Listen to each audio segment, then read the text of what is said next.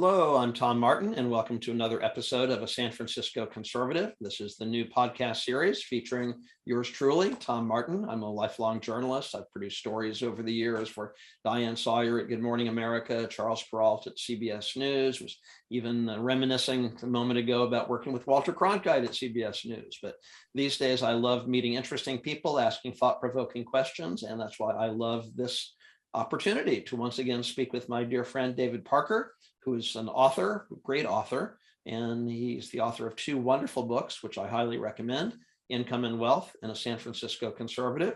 And David is joining us from San Francisco. Hey, David, how are you today? Hi, Tom. I'm fine. Fantastic. How's it going for yourself? How are you doing? I'm doing well. We're getting ready for a move here in Connecticut, despite the image behind me, which is the fabulous Golden Gate Bridge. I do live in Connecticut, not far from Manhattan, and we're getting ready to move to another little location here in Connecticut, but life is good. So I'm happy to be with you. So, and speaking of life is good, it's interesting. I've been speaking with a few people who, like me, are certainly enjoying your books and inspired by them. That one chapter in Income and Wealth, how income, as you said, one of the major points you make in that book is income and wealth are not related. And even if you're working at a fast food restaurant, you can create and generate wealth in your life. And I was just wondering what inspired you. I know certain incidents inspired you and opened your eyes to that fact that income and wealth are not the same things. But what did you have a sense of the lifestyle that you wanted? I mean, we were talking about you're going to be going to Paris soon. I know you appreciate art. You are a jazz musician. I was just wondering what kind of idea you had about the lifestyle that you wanted way back in those early days. I suppose I never thought about that, but that's not a bad question, because I know when I decided to I was going to become a teacher. I know exactly the moment. I was in the 8th grade in Herbert Hoover Junior High School. I was in room C23, right next to the library. And I just looked at the teacher and I says, "Man, this guy is off 3 months in the summer. He's off 2 or 3 weeks for holidays, left and right. He's not working more than 8 months a year. This has got to be a good job." And so says, "I'm going to do that." And I got a teaching credential and I taught school my whole life. And I thought that 5 days a week, 8 months a year, that was too much. I got it down to 3 days a week, 8 months. So that was always on my mind. And I was never thinking that a school teacher's salary was low or that I couldn't live on it. But living on a school teacher's salary, working 3 days a week, that is getting on the low side. And then I know one of the great stories that you shared with us on other episodes that I've heard is I forget what age you were when you saw that article in the San Francisco newspaper about a waiter there in San Francisco. He passed away and had an estate worth millions or something like that. But how did that factor into your decision to be a school teacher? Yeah, there are kind of 3 stories like that. And they just reinforced that epiphany when I was 12 years old, reading that article at my parents' breakfast table. And I says, how was that possible? Because he enjoyed what he was doing. And that stuck with me. He enjoyed what he was doing. He had no intention of doing anything else. And I think he worked up till he was 80 or something like that. Working in a fancy hotel, being a waiter, he must have known all the customers. And I realized that I had 2 more incidences that made that clear. Well, I guess the second incident was my grandfather, immigrant from Austria. And my grandmother says, "Stop pacing the house and go out and get a job. You got to do something. You're here now. You're not in Austria." Comes back with 4 movie theaters. And I says, "I was 14. How could you do that?" It turns out he didn't have the money, but he got 4 investors. "I'll put the deal together. You put up the money." Aha, that was a real insight. And then the third one, when I was teaching school, my first years until I talked to the custodian. He had a little office, and we were debating French and Italian cuisine. We were listening to Pavarotti. He says, I come in the morning to turn the heat on and talk to the early morning arriving students. I love this little job. I don't have to do this. I own 4 apartment buildings. I'm just having fun. Okay. So then I started inquiring about purchasing real estate. And then I realized, talking to people, real estate agents, that they didn't really seem to know so much. It's not a high qualified job. You need to be 18 years old and have a green card. And that's half the real estate agents are. Housewives, or I don't mean that, but anybody who doesn't, it's a second income for half these people. It's not their primary income. And I realized I had an intuition for this, and I just started talking to brokers, and I says, I'm going to go work for somebody and see what it's like. And then I was thrown out in about 1 year. He says, you're not an agent. You're an investor. You think and talk like an investor. You don't think and talk like an agent. Go buy real estate. They all told me to go buy real estate. They even had a landlord I was going to rent. He says, I'm not going to rent to you. The way you talk like an investor. Go buy your first little house. Don't even think about renting. Okay, everything was reinforcing. And then I did very, very well in real estate. I just have an intuition for it. And not working tremendous amount of hours, just working smart and just getting to the center of it. And in all my careers, 4 careers simultaneously, I did by not working so many hours in each one. It wouldn't be possible. You can't work 8 hours a day for 4 careers simultaneously, but you can work 2 or 3 hours a day at 4 careers simultaneously. Just be really focused during those 2 or 3 hours. And that's all that's necessary in life for any job. Most jobs are not that hard.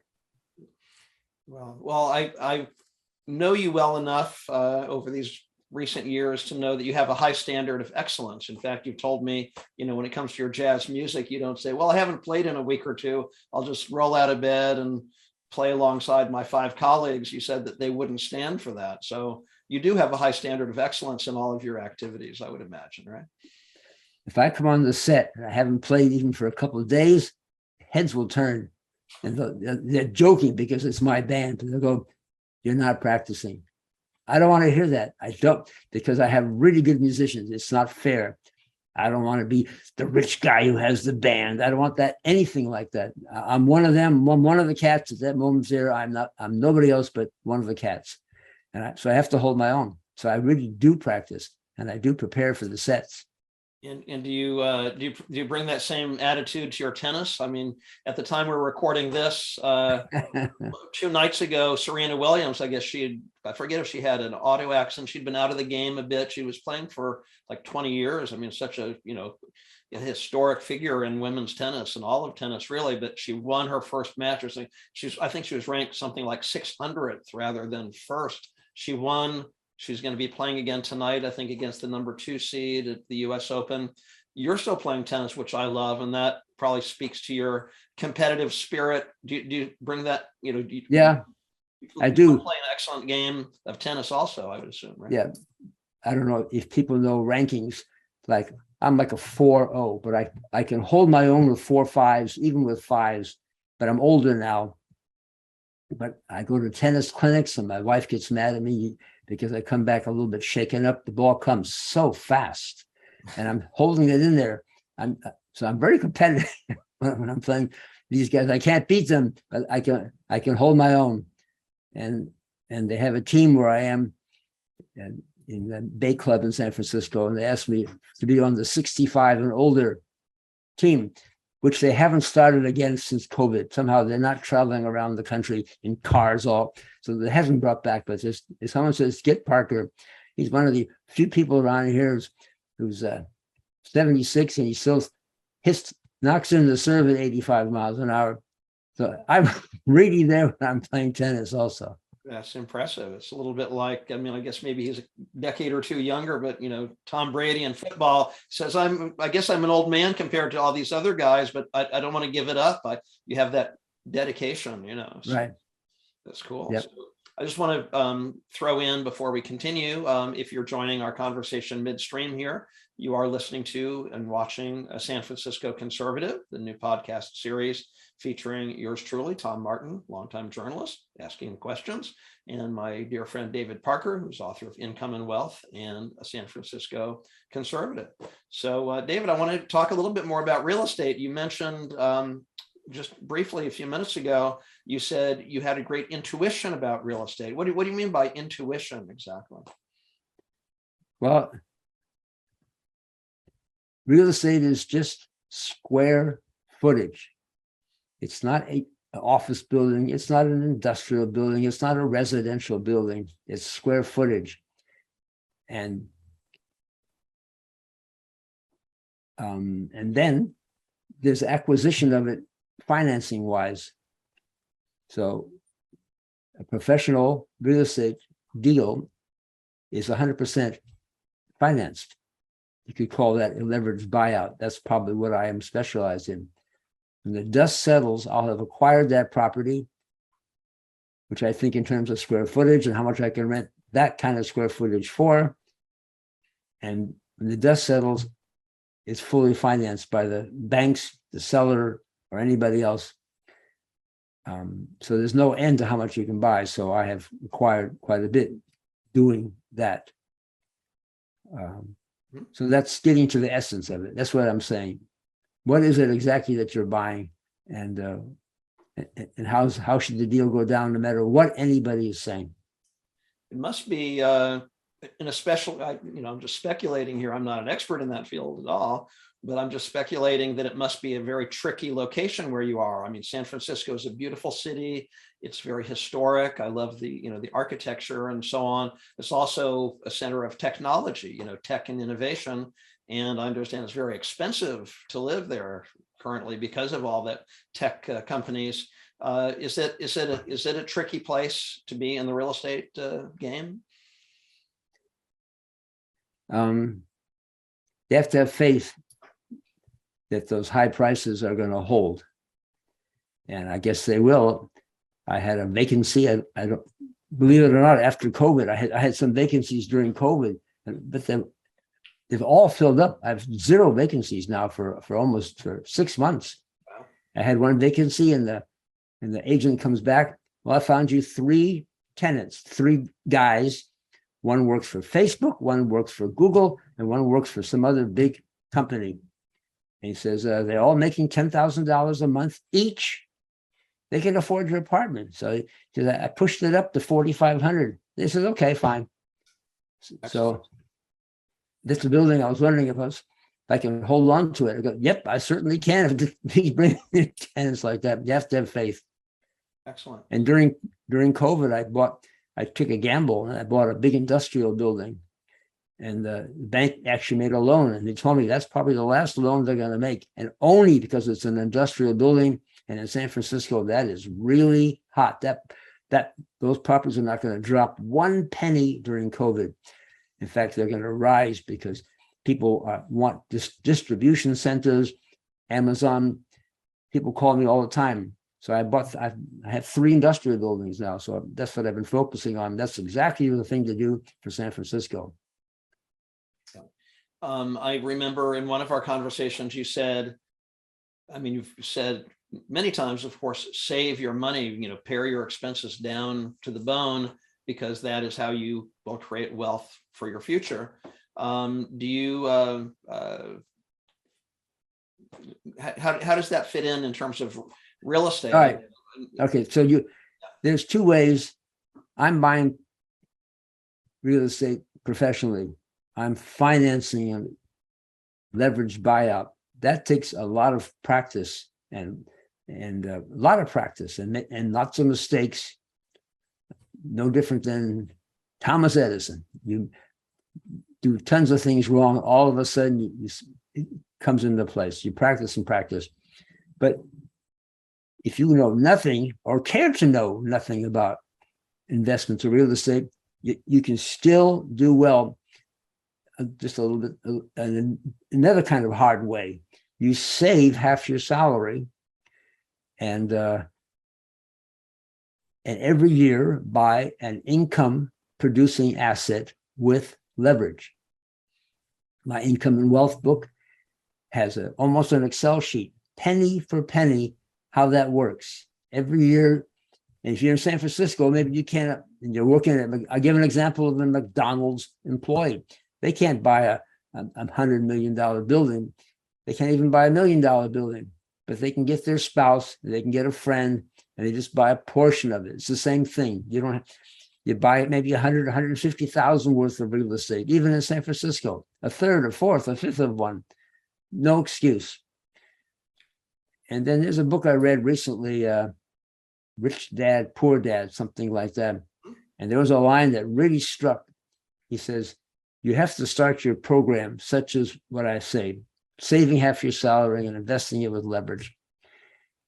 But something will come up. You'll have a family member who's ill, or you'll have debts. Maybe you have student debts, or all kinds of debts. No excuse. Don't pay the debts. You put your money, you half of your salary invested. Whatever's left over goes for debts and food and everything else. But don't stop that program. Yeah, yeah, and you've seen this through many. I don't know, can't even imagine how many economical cycles. I mean, people say, "Oh my gosh, we're going into a recession, or soon we'll be in a recession." I don't know, but maybe we will. But you're not deterred by any of that. You've seen that before, right? Forget. Don't even think about it. You just buy every year. Buy the house next door. Next year, the house next door. Next year, the corner grocery. Next year, a fleet of trucks, whatever you're comfortable with. Yeah. Yeah. You know, my book, that's one chapter in Income and Wealth, but the book, it has all kinds of discussion on laws of money and economics and business that are timeless. I go back to Babylon. It's a historic perspective. And my other book, San Francisco Conservative, has serious essays on. One is on Andrew Carnegie, and his message was similar to what I'm just talking about. This is one of my best essays I've written, how I've come to understand Andrew Carnegie. That's the title of the essay. And he said, never stop production. Even if the economy is down, just produce at cost, because your competition, they are not going to be able to hold on after a while, and they'll start closing up, and just then buy up their stuff. At the end of his life, at age 30, wasn't the end of his life, but at the end of his working careers, his fortune accumulating career started at 18, 30, richest man in the world. He just purchased every single steel mill. Wasn't monopolistic practices. It wasn't union busting. I have a whole discussion on that. He gets a bad rap for that. But that's exactly it. Don't stop production. And if you're going to start an investment program, don't stop. If you really have to take care of a family member who's sick, okay, that 10-year program, which I'm showing, becomes 11. I mean, okay, that's the one exception. You're taking care of a family member, but you really should try to just don't pay your debts, don't eat, sell your car, walk to work 2 extra hours instead of commuting 2 hours at time and a half. A $15 employee at McDonald's in San Francisco all of a sudden is making $22.50 an hour, 2 hours a day, 52 weeks a year. There's no end to it, how you can save and follow that program. And then in 10 years, you are financially independent. That's the goal at the salary that you were. If you're a doctor doing this, you're financially independent at the wage you were making as a doctor. Amazing. And then you really can do what you want in life. Yeah, no, fantastic. That's Well, my boyhood experience. I did what I wanted to in life. I wanted that time, and there it is. Fantastic. No excuse. Very inspiring, very inspiring. I know I can see, from journalists who've interviewed you for television and articles and so on. A lot of people find that message very inspiring. I know I do. So thanks for sharing that with us again, and appreciate the conversation. And I just want to remind everyone again, be sure to go to David's website, davidparkeressays.com, where you can pick up copies of Income and Wealth and a San Francisco Conservative. You can also purchase these books through Amazon. So thank you, David. Look forward to the next time. Me too. You're welcome. Next time.